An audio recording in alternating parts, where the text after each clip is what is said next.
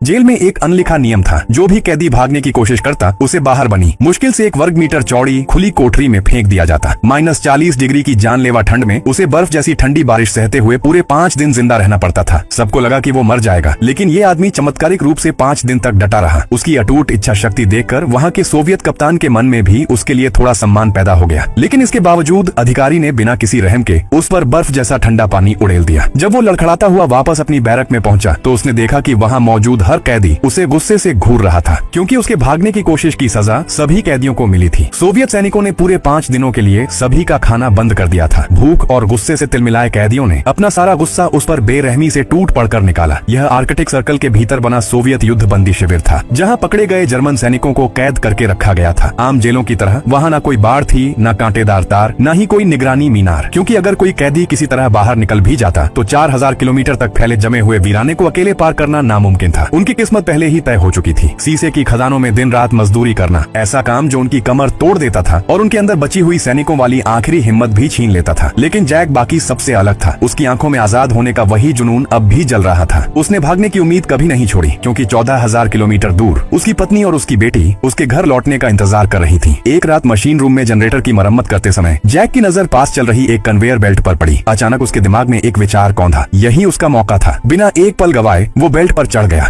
सही समय पर उससे नीचे कूदा और सीधे एक खदान की ट्रॉली में जा चिपा। उसने आगे क्या होगा इसके बारे में बिल्कुल नहीं सोचा। उसके लिए सबसे जरूरी बस किसी तरह वहाँ से निकलना था। लेकिन 1 मिनट भी नहीं बीता था कि ट्रॉली एक लकड़ी की बीम से टकराकर रुक गई। उसका भागने का सपना शुरू होने से पहले ही खत्म हो गया। इसकी सजा में जैक को फिर से 5 दिन और 5 रातों के लिए उसी गड्ढे में डाल दिया गया। लेकिन तब भी उसने हार नहीं मानी। वो अब भी अपनी पत्नी और बेटी से दोबारा मिलने का सपना देखता रहा। तभी किस्मत ने करवट लेनी शुरू की। जैक की मुलाकात उस एक इंसान से हुई जो उसकी जिंदगी पूरी तरह बदलने वाला था। वो था कैंप का डॉक्टर। वो डॉक्टर खुद भी कभी जर्मन कैदी रह चुका था। उसे जैक पर तरस आया और उसने उसे जिंदगी से भी एक बड़ा तोहफा देने का फैसला किया। उसने बताया कि पूरे कैंप में शीशे का जहर फैल चुका है। अगर कोई वहाँ से नहीं भागा तो एक दिन सबकी मौत तय है। डॉक्टर ने बहुत पहले खुद भी भागने की योजना बनाई थी, लेकिन कैंसर ने उसे इतना कमजोर कर दिया था कि वो कुछ कर नहीं सकता था। जैक की अटल आंखों को देखकर उसने आजादी का वो मौका उसे सौंपने का फैसला किया। उसने जैक को एक नक्शा दिया, रास्ते में छिपे हुए खाने के ठिकाने बताए और ठंड से बचने के लिए अपना स्वेटर तक उतार कर उसे दे दिया। डॉक्टर की सिर्फ एक ही आखिरी इच्छा थी, अगर जैक जिंदा बाहर निकल जाए तो उसकी तरफ से उसके परिवार से जरूर मिले। डॉक्टर के हौसले ने जैक को नई ताकत दी और वो बर्फीले तूफान के बीच अपने 14,000 किलोमीटर लंबे सफर पर निकल पड़ा। अगले दिन जब सोवियत कप्तान को उसके भागने का पता चला तो वो गुस्से में इन्फर्मरी में घुस गया, लेकिन उसके होश उड़ गए, क्योंकि डॉक्टर पहले ही अपनी जान दे चुका था। इसके बाद उसने बाकी कैदियों से पूछताछ की, लेकिन किसी एक ने भी जैक के बारे में कुछ नहीं बताया। 5 दिन बाद तलाशी दल वापस लौटा। उन्होंने बताया कि वे हर दिशा में 30 किलोमीटर तक खोद चुके हैं, लेकिन जैक का कोई पता नहीं चला। अगले एपिसोड के लिए